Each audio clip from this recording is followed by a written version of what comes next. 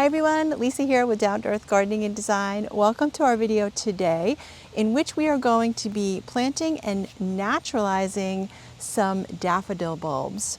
So it's fall, it's bulb planting time because we're already planning our spring gardens. So I wanted to bring this video to you today and tell you, first of all, why daffodils are one of my top favorite flowers for spring. And then I want to talk about design-wise how to naturalize them.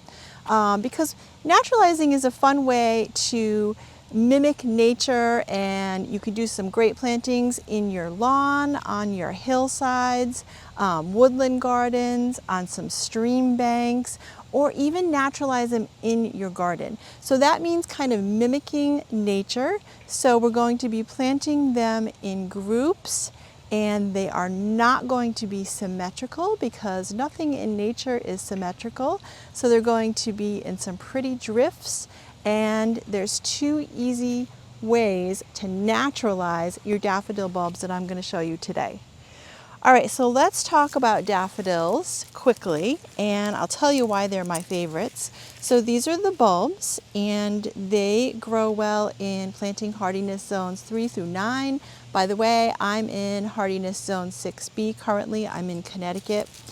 So they can be planted in the fall when the ground is cooler and any time up until the ground freezes. So they're easy to plant. This is what they should look like when you get them home. So they should be a good size and nice and firm.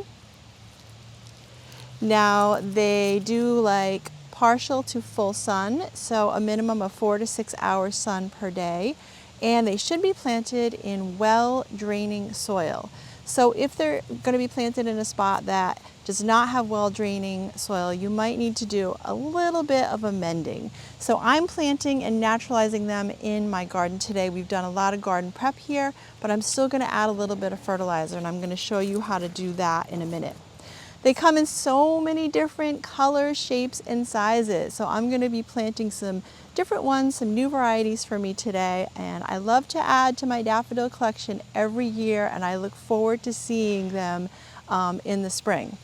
Now, reason why they're one of my favorites and top picks is because after a long winter, we do look forward to some flowers, but they are very reliable when you have some nice bulbs that you're planting and you plant them correctly. Very reliable bulbs, and they will often multiply. And one of the best parts is that the rodents and the deer stay away from them. And as you all may know, I struggle with that a little bit. And in fact, we do have a video we just put out about planting tulips, and you really have to plant them for critter, particularly vole protection, because they will eat them and they will disappear and you'll lose your investment. Okay, so 2 ways to naturalize them. So number 1 is, for both plantings that we're going to do today, the 2 planting options we're going to do today, you would want multiple bulbs. So I have, and this is my minimum too, I have 10 bulbs of each variety. So when you're naturalizing, you can mix your varieties, or you can even buy bulk, and it's lovely to do some mass plantings. So number 1 way we can do it is just kind of pick your general area that you're planting in, take your bulbs, and that's it. So just lightly toss them. And now you notice here I have odd numbers and it's not symmetrical. So never going to be planting these in rows when we're naturalizing. And all we have to do is tip them up where they landed and take a bulb planter, or you can use a garden scoop like this and plant them. So again, lawns, woodland edges, anywhere you want to naturalize them, and a little pop of spring color. And again, I'm just doing them in my garden here. I have a somewhat of a cottage garden here. So that's it. Now if I was doing it this way, I would just plant them each separately. So method number 2, and that's what I'm going to do today. If you've watched my videos, you may have seen that I love to do group plantings, and this is how I do it. So I'm just going to gather these up. And this is the area here that I'm going to be planting. And I first want to just kind of scoop my mulch aside.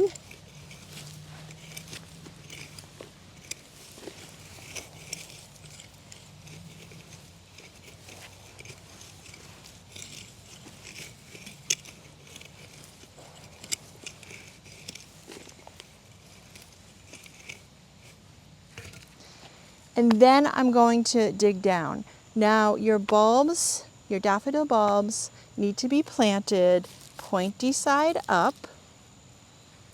So the flat base is the bottom, and about 6 to 8 inches deep. So what we're going to do is we're just going to dig a hole. So this is going to be for the group planting, about 6 to 8 inches deep. And we're going to plant a little mass planting in kind of an oval shape. So now the shape that you pick can be oval. It can have a little curve to it if you have quite a few bulbs. You could do a little island shape. So the point is we're just doing a mass group planting. So when they come up, we're going to have a nice thick group right here. Okay, now I have my bulb food. So this here is just some bulb tone. So you can add a little bit of fertilizer, bone meal. I'm just going to put it down before you place your bulbs.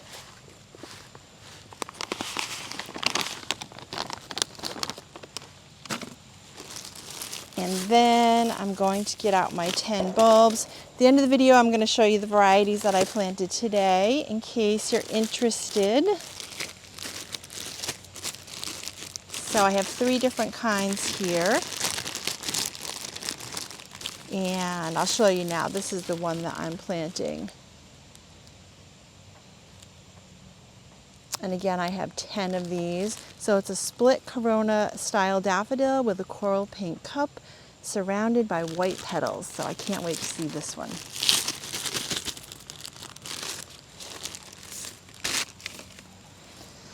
Okay, so now we're just gonna fill our hole here.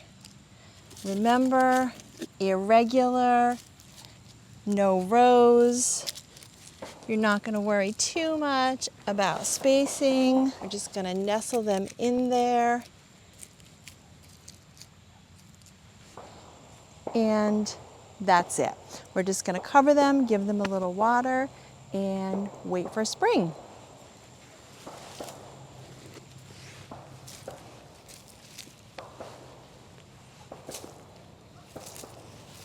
Okay, so I have 2 more groups I'm going to do after I'm done filming here, and I just want to show you what I'm going to be up to. So my next group is going to be Polar Hunter. So this one's a little different. So green and white. And then this one here is Rip Van Winkle. So this is going to be bright yellow double blooms.